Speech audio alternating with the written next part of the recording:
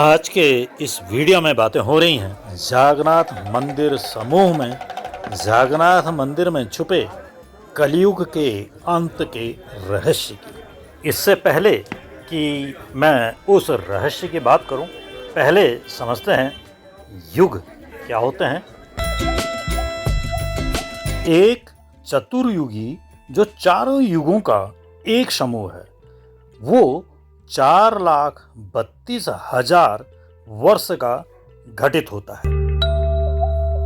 और एक कल्प जो 1,000 चतुर्युगों का समूह है, 4,32,00,00,000 वर्ष का होता है।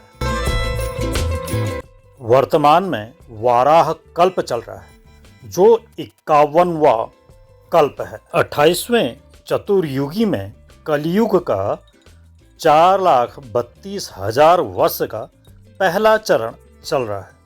इसका मतलब यह है कि कलयुग के 4,32,000 वर्ष के कुल समय से अभी तक केवल 4,32,000 का चौथाई यानी कि 1,08,000 वर्ष ही स्थापित हुए हैं।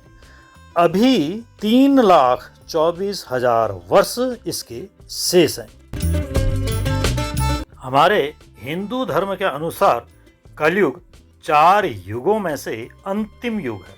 अन्य 3 युग जो हैं वो हैं सतयुग, त्रेता युग और द्वापर युग।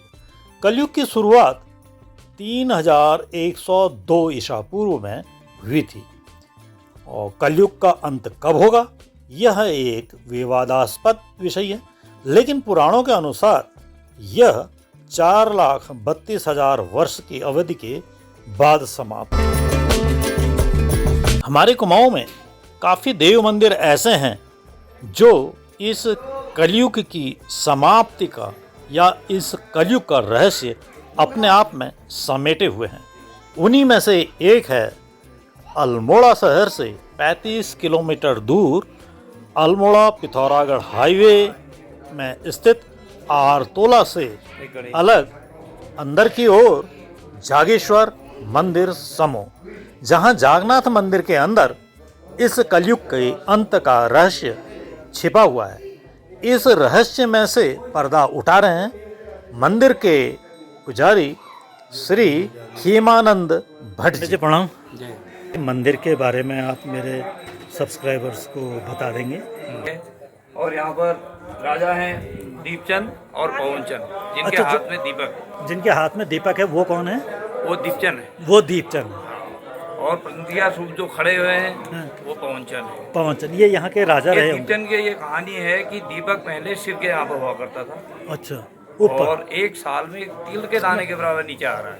अच्छा। कहा जाता है कि जिस दिन ये पृथ्वी को स्पर्श कर लेगा तो कलयुग का अंत हो जाएगा। अच्छा। ये मतलब मैंने जो दंत कथा सुनी है जो पुराणों के आधार पर है, ये कहानी यहाँ पर है कि दीपक पहले शिव के यहाँ पर हुआ करता था। अच्छा। और एक साल में तिल के दाने के बराबर नीचे आ रहा है। अच्छा। कहा जाता है कि जिस दिन ये पृथ्वी को स्पर्श कर लेगा तो कलयुग का अंत हो जाएगा। अच्छा।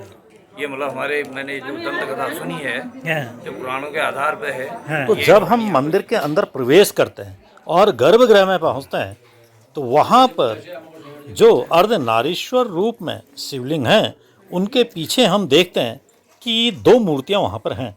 पहले बताते हैं यहाँ पर 3 मूर्तियाँ थी, जिनमें से कि एक चोरी हो गई, वो अब संग्रहालय में रखी है जो कि पौंड राजा की है। इस पौंड राजा के बारे में मैं फिर कभी आपको बताऊंगा। तो ये जो 2 मूर्तियाँ हैं, ये एक पवनचंद की है, एक दीपचंद की है, जैसा कि पंडित जी ने बताया। जिनके हाथ में दीपक है ये दीपचंद है।